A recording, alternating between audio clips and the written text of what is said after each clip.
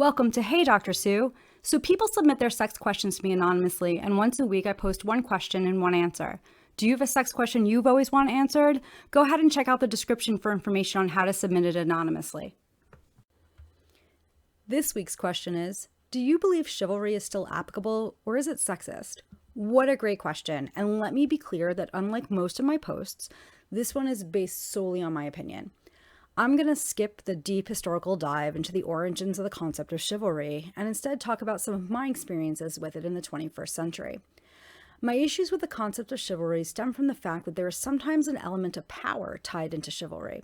While some might say that being chivalrous is a sign of respect, I've learned from recent experiences that even if it is rooted in respect, that respect might be superficial.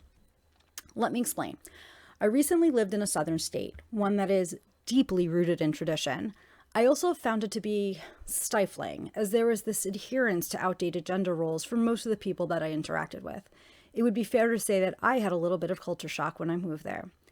There was one specific incident that made me realize just how superficial this concept of chivalry can be for some people. I was walking towards a door and a man was in front of me. He went to hold the door open and I said, "No, thank you." He insisted. I said no again, this time a little less politely. He insisted again, and that's when it dawned on me. This man had been taught that what the respectful thing to do was to hold a door open for a woman.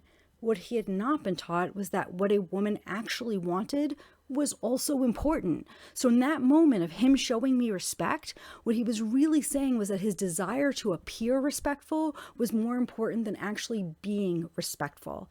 This scene was repeated often in the years that I lived there.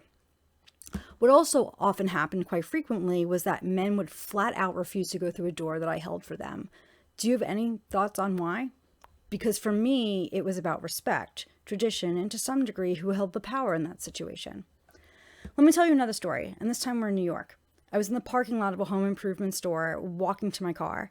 There was a man ahead of me struggling to move things off the flatbed cart and into his truck. I offered to help, because for me, that's what chivalry should be. Offering to help out people when they need it. The man was genuinely confused when I asked him if I could help him.